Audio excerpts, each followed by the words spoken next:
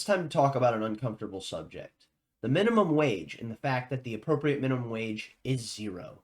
Don't worry, I will be getting into how that is the fact and the process of why I believe that to be the case. We'll be backing it up with articles from the Mises Institute. Let's go ahead and jump into this clip we have from Gavin Newsom talking about the fact of how $20 will be the new minimum wage for people who are going to be working in the service industry like fast food employees. Let's go. This was tweeted from the Office of Governor of California. Here it says California is making history. $20 minimum wage for 500,000 plus fast food workers across the state starting in April 1st of 2024. Man, I cannot believe this is happening, and I wonder if it's the fact that the people at the top are operating on a Keynesian understanding of economics, or if the fact is that they are so economically illiterate they don't even realize the damage that this will have in the future, or their accelerationists doing this intentionally because their goal is the downfall of Western civilization. You make up your assessment amongst those three. Maybe there's something else. Here it says, we're making sure these workers, people who are often the breadwinners of their families, have a seat at the table to fight for higher wages and better working conditions. Let's go ahead and jump into this clip. It's got Gavin Newsom. 557,000 people at 30,000 locations. This is a big deal. $20 an hour. 80% of the workforce are people of color. 2/3 are women. The majority are breadwinners. And we have the opportunity to reward that contribution, reward that sacrifice. And there were so many people against us that told us no. They closed the door on us and told us no. But guess what? We told them, yes, we can. She's saying, yes, we can. And all I hear when she says that is, yes, we can drive California further into the ground, pulverizing the people that live here further into the dirt by destroying the economy ever more. And I know these people mean well, and she's wanting these people to be paid well, and she wants herself to be paid better. And that's realistically what this comes down to. But we're going to go ahead and jump into the fact of why this is such an issue, not with people wanting to be paid more and paid a sustainable wage, not a living wage. The living wage is a stupid, brain-dead term that's used by people that are trying to moralize about you when it comes to the economy. Every wage that exists currently is a living wage if you are working that job and you are not dead. I know that might sound cold and harsh, but it's just the fact of the matter. But moving on, we're going to go ahead and jump in. And here we see, this is from Nina Turner. It says, 70% of people who receive food assistance work full-time. No job should pay a wage so low. It's time for $25 minimum wage. And this was something that she tweeted out recently on the 28th. Nina Turner has been talking about raising the minimum wage endlessly, and this is not going to be something that's feasible to do consistently, as we will see with the downfall of California in the coming years, with so many people that will be losing their jobs as automation and industrialization phases them out, because it will be cheaper to have a store run by robots than to be paying X amount of people $20 an hour. And even then, let's say you're the business that has to pay people $20 an hour, and you have X amount of employees that you have to pay $20 an hour, and then you have Z capital. Well, if you have to pay X amount of employees and you only have Z capital, that means you have to completely fire a large portion of the people, because you're going to be dipping into your reserves when it comes to your profit margins. And you can't dip into your profit margins because then your business isn't sustainable, and then your business will collapse, which is why they will have to fire so many people that are going to be working in the fast food industry. But many people that don't understand economics don't understand this, and that's understandable. They were never educated on this for the process of the 12 years they were pumped through government school. I wonder why. Now we see Nina Turner, and it says, this article is about a McDonald's store in Texas. The minimum wage in Texas, $7.25. Alrighty. So this was in response to this from Wall Street Silver. It says, welcome to the $20 minimum wage. Touchscreen conveyor belts. McDonald's opens first largely automated location. We will jump into this article in just a moment. But here Community Notes says, the McDonald's referred to in this article is published in December of 2022 and is in Fort Worth, Texas, where the minimum wage is $7.25. So that's where Nina comes in with this response. The thing that needs to be talked about is, all right, if McDonald's is willing to do this in Fort Worth, Texas, because they see that it will save them money when they're only paying people $7.25 an hour, how fast do you think they're going to completely eliminate the workforce in some place like California, where they're going to be bumping that up to $20 an hour? And then you also have people like Nina Turner consistently saying, no, $20 isn't enough. What we need is $25 minimum wage. Well, how about more? What if we don't just raise it to $1,000? Why not $10,000? Why not $100,000 for the minimum wage? But what this will do is consistently destroy the market when it comes to people's capacity to actually find a job, because they will be driven and priced out from their ability because of their lack of skills, and they will only be having higher and higher skill ceilings when it comes to the necessity of your requirements, otherwise ostracizing a large portion of the market of people who will be looking for jobs. Alrighty. Now we see this is from John Stossel. It says California just raised minimum wage for food workers to just $20 an hour. And it doesn't say just 20. I'm saying just 20 because this is the framing of Nina Turner that I'm still thinking in. Here we see Governor Newsom celebrated, but he should listen to these kids. They explain why it will raise food prices and, more importantly, kill jobs. And I assume they will be saying things along the lines of what I will be saying. I'm going to go ahead and play this video. Let's go. The city of Seattle made history on Monday when it raised the minimum wage. The highest in the nation by far. 5 years ago, Seattle became the first city to pass a $15 minimum wage. I think it's pretty awesome since I benefit from it. A rising tide raises all boats. 15 in Seattle is just a beginning. We have an entire world to win. Solidarity.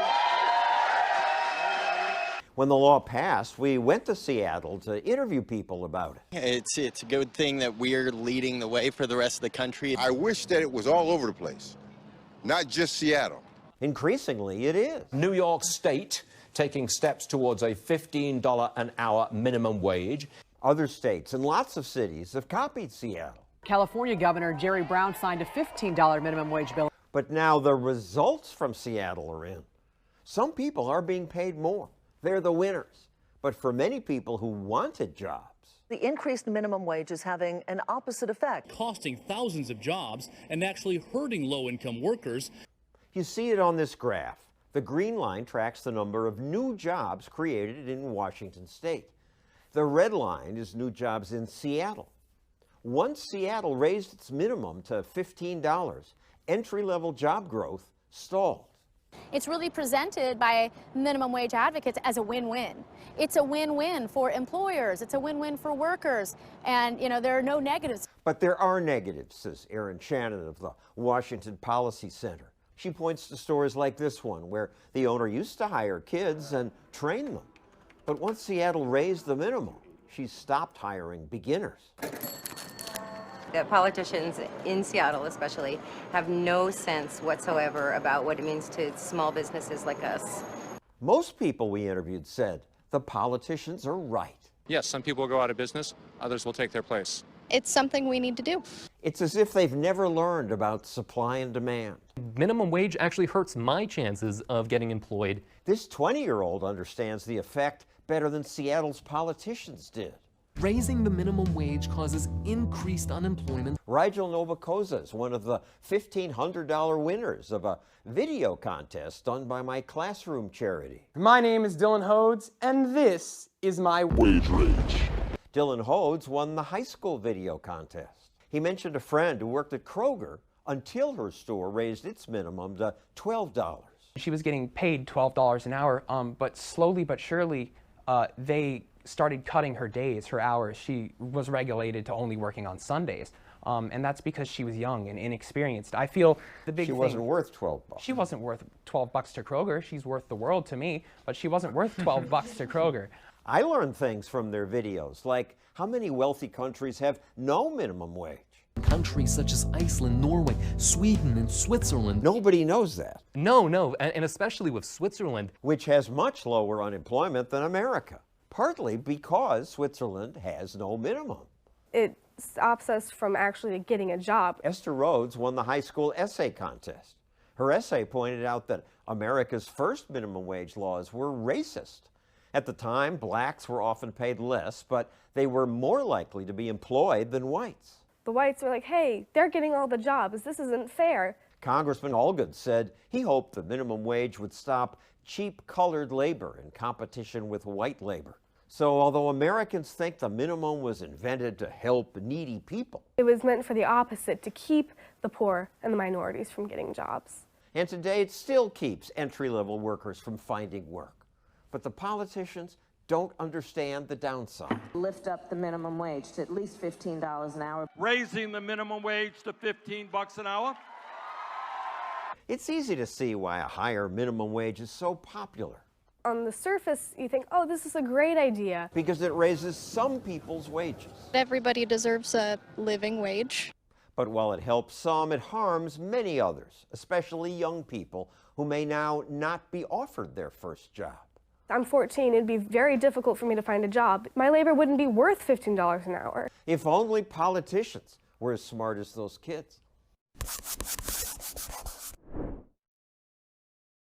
This is an article from The Guardian, the one that we had referenced on Twitter. Here it says, touchscreens, conveyor belts. McDonald's opens its first largely automated location. Test restaurant near Fort Worth, Texas has drawn ire of activists calling for a living wage. The first mostly non-human run McDonald's is open for business just outside of Fort Worth, Texas.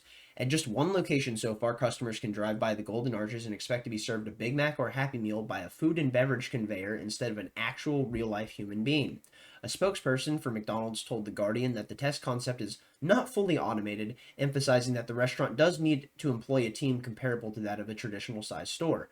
But trust me, in time, that will be weeded down, their hours will be lessened, and eventually you will have less and less people, and most of the people that are working there will be to fix the machines and to offload the materials that are being delivered.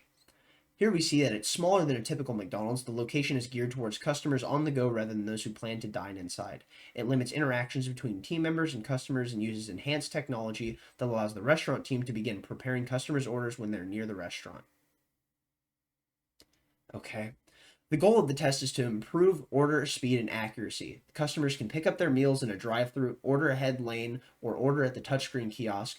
McDonald's called the concept more seamless than ever before, but the stunt drew the ire of activists who criticized the fast food corporation for entertaining the idea of a costly automatic restaurant rather than paying its workers a living wage. And here we see the tweet from Nina Turner.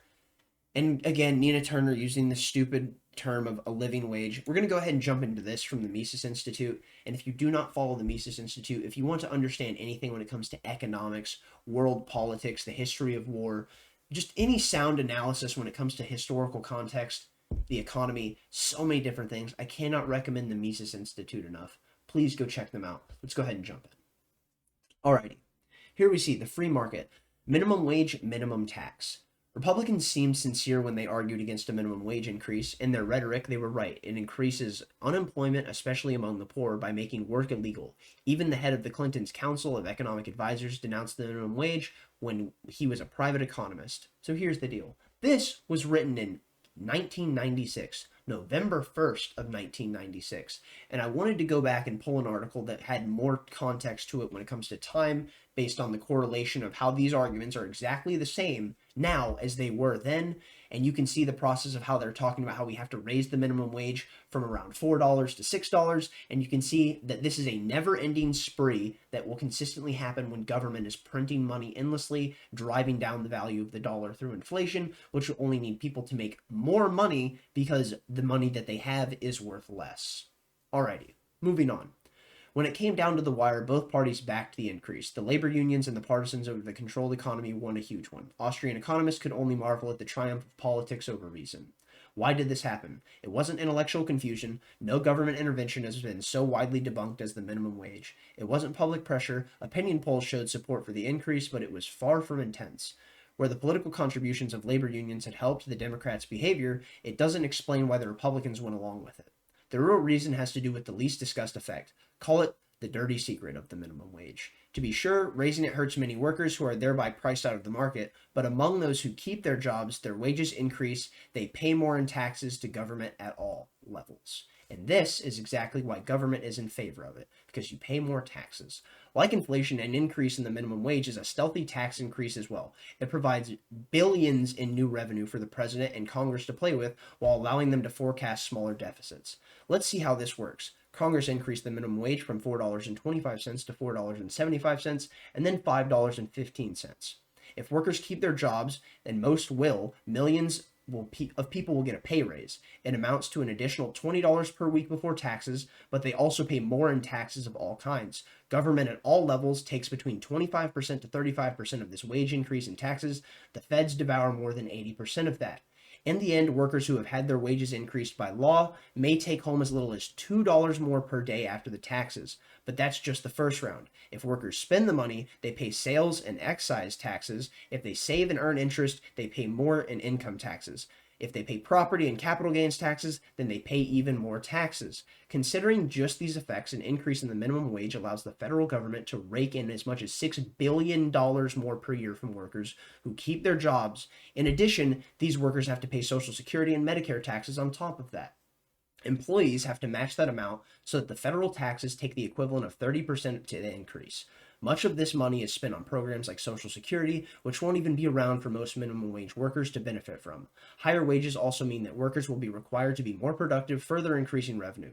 Employers may have trade-offs to accommodate these changes. They reduce the quality of working conditions, they permit fewer breaks, they eliminate amenities like free coffee. Most workers see untaxed benefits reduced or cut altogether. But the benefits to Uncle Sam don't stop there. The minimum wage increase impacts all wage rates in the economy with a snowball effect. Workers earning $5 an hour demand raises, so will employees making $6 an hour. Fat cat union workers earning $15 to $35 an hour are the big winners from these increases. Their contracts are indexed to the minimum wage rate, and they never lose their jobs as an increase, which is exactly why this consistently gets advocated, because the activist class within the unions are making more money because it's indexed in comparison to the exponential growth rate of the minimum wage, which means if they advocate for the minimum wage to go up, they get paid more. Therefore, you can see how this is a circular loop. With a labor force far exceeding 100 million, if only half get 90-cent increase, the feds could be rolling in as much as 30 billion more per year. It's no coincidence then that the first round of increases went into effect on October 1st, 1996, the beginning of the new fiscal year in 1996. New revenue for the new fiscal year is Congress's auld lang syne.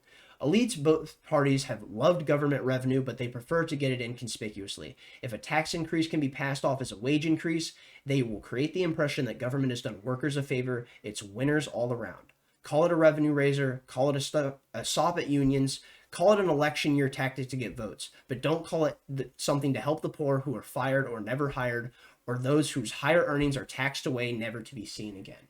This was genuinely fantastic. The author of this piece was Mark Thornton. Please go ahead, check him out if you're willing. I understand most people probably won't, but this was wonderful. We have another article here that I will not be going into that will be linked in the description below. I have already read it. It covers basically stuff that I've already talked about, as well as what those kids and John Stossel were talking about in that video. I'm going to leave it there. Thank you for watching if you got this far. Thumbs up if you liked it. Thumbs down if you didn't. Tell me where I'm wrong in the comment section down below. If you have an actual sound grounding understanding to give me something to read, to break down why I'm wrong about the minimum wage when it comes to my understanding of economics, I will gladly go through it. But you got to actually provide me something. Thumbs up if you liked it. Thumbs down if you didn't. Tell me where I'm wrong in the comment section down below. Stay lovely. Stay great. Peace out.